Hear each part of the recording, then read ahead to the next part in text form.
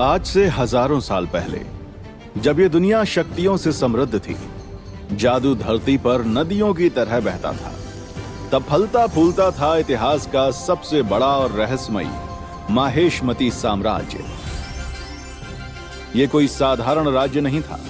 यहां हवा में तंत्र मंत्र की शक्ति गूंजती रहती थी।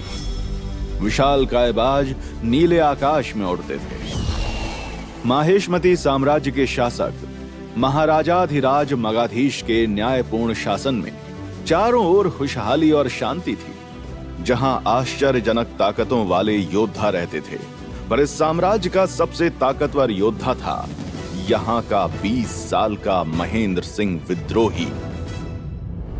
महेंद्र सिंह सबका प्यारा, सबका दुलारा और सबका रक्षक था। माहेशमती की जनता उस पर जान छिड़कती थी। उसकी वीरता की कथाएं साम्राज्य के हर कोने में गूंजती थीं।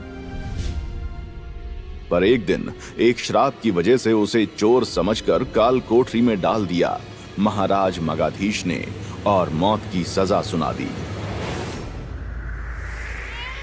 इस घटना के हजारों साल बाद एक शिव मंदिर के बाहर उस बच्चे के रोने की आवाज से मानो पूरा प्रांगण गूंज रहा था।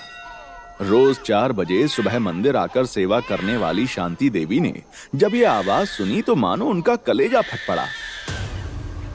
शादी के दूसरे ही साल एक बच्चे को गोद में लिए शांति देवी विधवा हो चुकी थी। इसलिए इस अनजान और बेसहारा नन्हे बच्चे के रोने का मतलब उन्हें अच्छे से पता था कि उसे भूख लगी है। भगवान को भूलकर वो बच्चे की तरफ दौड़ी। एक गजब की आभा थी उस चिथड़े में पड़े उस बच्चे के चेहरे पर, मानो उस रात आसमान से टूटकर ध्रुव तारा जमीन पर आ गया हो। बच्चे को देखते ही शांति की ममता किसी ज्वार भाटे वाले समुद्र की तरह उमड़ पड़ी। उसने तुरंत उस बच्चे को अपनी छाती से लगाकर दूध पिलाया। तभी शांति की नजर पड़ी उस कपड़े में लिपटे एक सुनहरे पन्ने पर। उस पन्ने की चमक तो मंदिर में विराजित राधा रानी के सोने के झुमकों जैसी थी। एक अजीब सी दैविकता थी उस पन्ने में। शांति ने जैसे उस पन्ने को उठाने की कोशिश की, अचानक से तेज हवाएं चलने लगी।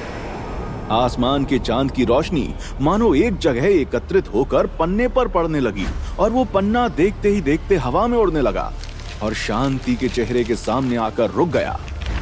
उसमें से आवाज आई, मां, आज से तुम इस बच्चे की भी मां हो। ये सिर्फ एक बच्चा नहीं है, ये इतिहास की एक ऐसी जिम्मेदारी है जो परमात्मा ने तुम्हारी गोद में डाली है। इसका ख्याल रखो। सही समय आने पर मैं इसे इसके जीवन का सही मकसद बताऊंगा।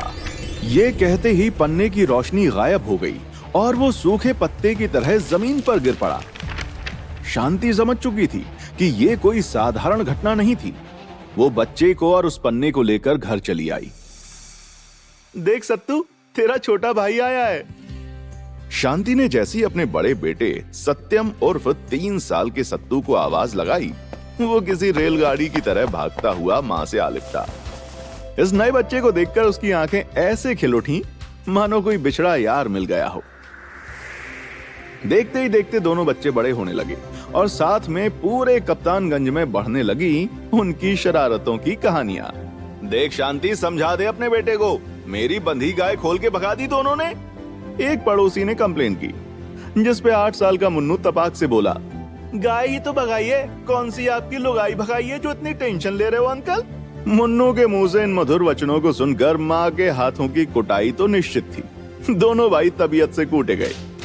अब मानो ये तो रोज का प्रोग्राम हो चुका था, पर एक दिन मामला काफी सीरियस हो गया। मुन्नू और सत्तू मोहल्ले के बच्चों के साथ क्रिकेट खेल रहे थे। मुन्नू की बैटिंग की बारी थी और जीतने के लिए अंतिम गेंद पर 6 रन बनाने थे।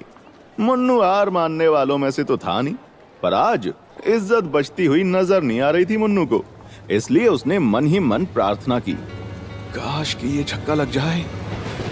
जैसे ही मुन्नू ने सोचा, उसके बल्ले से बिजलियां कौंधने लगी। सब डरने लगे और जैसे ही उस बल्ले ने आती हुई गेंद को छुआ, वो बॉल सनसनाते हुए किसी रॉकेट की तरह मानो अंतरिक्ष की तरह उड़ान भर चुकी थी और मुन्नू के हाथ में पड़े उस बैट की धज्जियां उड़ चुकी थी। सिर्फ हैंडल हाथ में रह गया था। ये नजारा गांव वालों ने सिर्फ फिल्मों में देखा था। इसे हकीकत में देखकर मानो सब हिल गए। ये जादू हुआ कैसे? लोग तरह तरह की बातें करने लगे। इतनी ताकत कहां से आ गई इस बच्चे में? अरे मुझे तो लगता है ये कोई काला जादू का खेल है। अरे भाई, मुझे तो पहले से ही शक था। इसकी माँ इसे किसी तांत्रिक से लेकर आई है। नन्ही उम्र में ये ताने सुनकर मुन्नू सहम गया, पर ये देखकर सत्तू कहाँ चुप रहने वाला था। अबे चमन चिंदी चोरों, भूत की औलादों, अगर किसी ने मुन्नू को कुछ कहा तो खोपड़ी की खटिया में खटमल छोड़ देंगे, छाती पर बैठ के गर्दन मरोड़ देंगे, माँ कसम दोनों आंखों की ट्यूबलाइट फोड़ देंगे। सत्तू ने धमकी तो दे दी, पर बात ज्यादा दिन तक दबने वाली नहीं थी। कुछ दिन बीत गए। लोगों के दिमाग से बात लगभग निकल ही गई थी कि होली पर एक और कांड हो गया। जब मोहल्ले के कुछ बड़े लड़कों ने अपनी धाक दिखाते हुए मुन्नू और सत्तू को नाले में फेंकने की कोशिश की, तो अचानक से मुन्नू में गजब की ताकत आ गई और उसने खुद से 3 फीट बड़े लड़के को ऐसे पटका कि उसकी 14 हड्डियां टूट गईं। मुन्नू खुद हैरान था कि अचानक से उसके पास इतनी शक्तियां कहां से आ जाती हैं। पर इस घटना के बाद धीरे धीरे पूरा मोहल्ला मुन्नू और उसके परिवार पर काला जादू के इल्जाम लगाने लगा, जिससे उसका जीना मुश्किल हो गया और शांति को अपने बेटों को लेकर शहर बदलना पड़ा। मुन्नू ने उस घटना के बारे में कई बार मां से पूछा, लेकिन मां ने हर बार बहाने से बात टाल दी, क्योंकि पन्ने ने उनको कहा था कि समय आने पर वो खुद मुन्नू को सब कुछ बताएगा। इस जानकारी से अनजान मुन्नू इस जिंदगी और दुनिया को अपना सच मान बैठा था।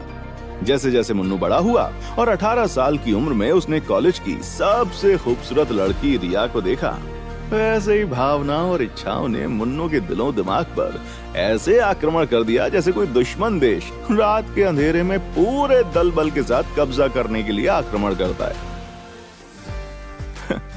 वैसे तो मुन्नू एक सख्त लौंडा है, पर इस अचानक हुए आक्रमण में वो अपनी बॉडी का एक बहुत ही इंपॉर्टेंट हिस्सा, अपना दिल गंवा बैठा और रिया के प्यार में आत्मसमर्पण कर दिया।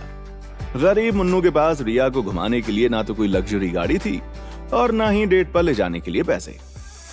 पर मुन्नू तो ठहरा मुन्नू, उसे पता नहीं था, पर आत्मा से तो वो एक महान योद्धा था। परिस्थितियों से बिना लड़े हार कैसे मान लेता। एक दिन उसने तय किया कि वो रिया को अपने दिल की बात बताएगा। उसे यकीन था कि रिया ऐसी लड़की है जो पॉकेट में पैसे से ज्यादा उसके प्यार को देखेगी और उसे स्वीकार कर लेगी।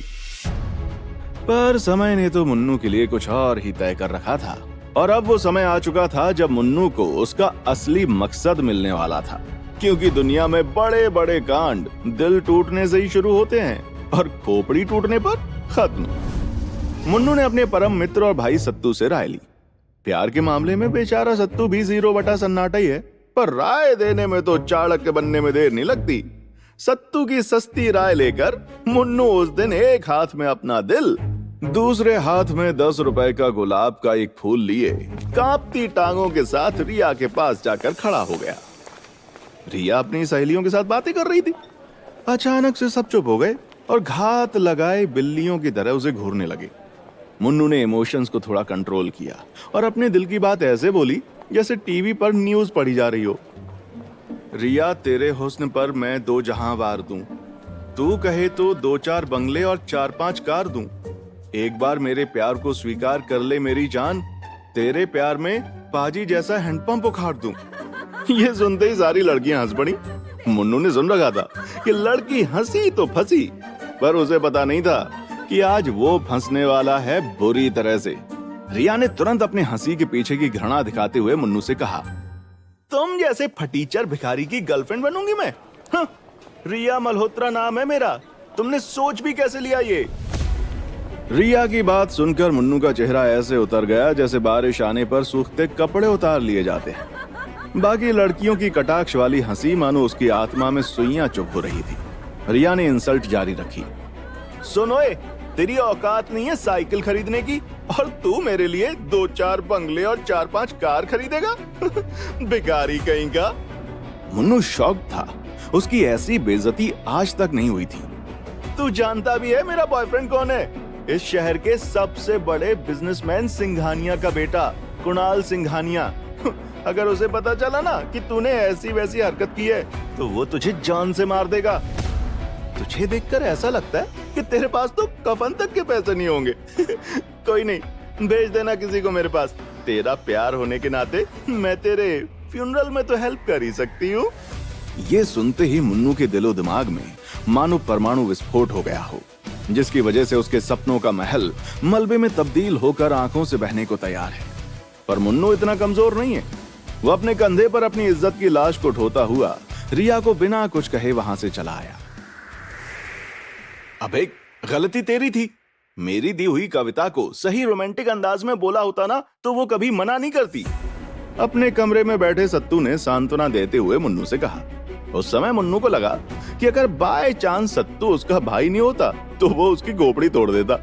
मुन्नू के अंदर मानो तूफान सा आया हुआ था। अबे यार सत्तू, आज तक हमारी बहुत बेइज्जती हुई है, पर इतनी बड़ी बेइज्जती बर्दाश्त नहीं हो रही बे। ये गरीब होना बहुत बड़ी बीमारी है। अब कुछ तो करना होगा अमीर बनने के लिए। हाँ, अब तू देखना, ठुकरा के मेरा प्यार वो मेरा इंतकाम देखेगी। मुन्नू अपनी फ्यूचर प्लानिंग सत्तू से शेयर कर ही रहा था कि अचानक दरवाजे पर नॉक हुआ। मुन्नू ने जाकर दरवाजा खोला तो देखा कि रिया का बॉयफ्रेंड कृणाल दरवाजे पर खड़ा हुआ है। मुन्नू कौन है यहाँ? कृणाल ने पूछा। मुन्नू उसे पहचानता नहीं था, इसलिए उसने भी तैश में जवाब दिया। अबे मैं हूं बे, क्या काम है?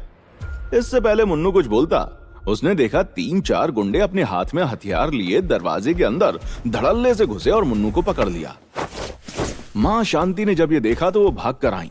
क्या बात है, क्या चाहिए आप लोगों को? छोड़ो मेरे बेटे को। शांति ने सख्त लहजे में पूछा। तेरे मुन्नू की जान। कृणाल की ये बात सुनकर सब हक्के बक्के रह गए। कृणाल ने अपनी कमर से गन निकाली और मुन्नू पर तान दी। तो तेरी हिम्मत हुई मेरी गर्लफ्रेंड को प्रपोज करने की? हाँ, ये देखकर मां गिड़गिड़ाने लगी। नहीं, छोड़ दो मेरे बेटे को। इसने जो भी गलती की है मैं माफी मांगती हूँ। आज से ऐसी गलती नहीं होगी। मां को गिड़गिड़ाता देखकर मुन्नू अपने आप को अंदर से धिक्कारने लगा, क्योंकि वो कुछ नहीं कर पा रहा था। गलती तो तब होगी ना जब ये जिंदा बचेगा। इसे तो आज सबक सिखाना ही पड़ेगा, ताकि बाकियों को भी मैसेज जाए कि कृणाल सिंघानिया की गर्लफ्रेंड को प्रपोज करने का अंजाम क्या होता है। ले चलो उसे। कृणाल ने इशारा किया और उसके गुंडे मुन्नू के दोनों हाथों को पकड़ के वहां से घसीट कर ले जाने लगे। तभी मां झपटी और कृणाल के हाथों से गन छीनने की कोशिश करने लगी। सत्तू ने भी दूसरी तरफ से आकर कृणाल पर हमला कर दिया, जिससे कृणाल हड़बड़ा गया और उससे गन फायर हो गई और गोली सीधी मां के पेट में जाकर लगी। मां की ऐसी हालत देखकर सब सन्न रह गए। मां!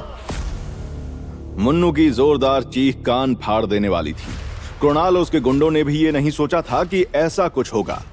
इस शौक में मुन्नू गुंडों के हाथ से छूट गया और मुन्नू भागकर मां के पास पहुंचा। मां, तू ठीक तो है मां? मां को घायल देखकर मुन्नू के अंदर गुस्से की आग जलने लगी और देखते ही देखते उसे लगा जैसे उसके अंदर चिंगारियां सी कौंध रही हैं। उसे अपने अंदर ऊर्जा की ताकत महसूस होने लगी और उसने कृणाल के मुंह पर एक मुक्का जड़ दिया। देखते ही देखते कृणाल जमीन से 10 फीट ऊपर उड़ते हुए सीधा छत से जाकर टकराया, जिससे छत में दरार पड़ गई। मुन्नू अपने अंदर इस असीम ताकत को देखकर खुद हैरान था। ये सब देखकर कृणाल के गुंडों ने मुन्नू और सत्तू पर हड़बड़ा कर गोली चला दी। मुन्नू गोली को सत्तू तक पहुंचता हुआ देख रहा था। वो सत्तू को बचाने के लिए कूदा, पर उसे पता था वो सत्तू तक नहीं पहुंच सकता। सत्तू नहीं! मुन्नू अपनी कोशिश में हारने ही वाला था कि उसे लगा जैसे उसके आसपास सब कुछ रुक गया है। तभी पूरा कमरा मानो एक दैविक रोशनी से जगमगा गया। मुन्नू हैरान था। उसने देखा कि मां के संदूक में से सूरज सा जगमगाता हुआ एक सुनहरा पन्ना हवा में उड़ते हुए उसकी तरफ आ रहा है। मुन्नू, अब समय आ चुका है। पन्ने से आ रही आवाज सुनकर मुन्नू हैरान हो गया। कौन हो तुम और ये सब क्या हो रहा है? मैं परम वेद का पहला पृष्ठ हूं और तुम्हें तुम्हारे असली मकसद तक ले जाने के लिए आया हूं, जिसके लिए तुम्हारा पुनर्जन्म हुआ है। पन्ने की आवाज सुनकर मुन्नू भौचक्का रह गया। अबे क्या पुनर्जन्म? मेरी माँ और भाई खतरे में हैं। मुझे कहीं नहीं जाना, पहले इनको बचाना है। इन्हें बचाने के लिए तुम्हें खुद पर लगा श्राप मिटाना होगा। तुम्हें माहेशमती जाना होगा।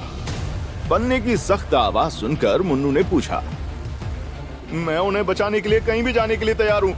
बोलो कौन सी जगह है माहेशमती? माहेशमती कोई जगह नहीं, ये पूरा संसार है। पर समय में 5432 साल पहले। 5432 साल पहले? ये सुनकर मुन्नू के होश उड़ गए। ये कैसा श्राप है मुन्नू की किस्मत पर जो हजारों साल तक उसे परेशान कर रहा है?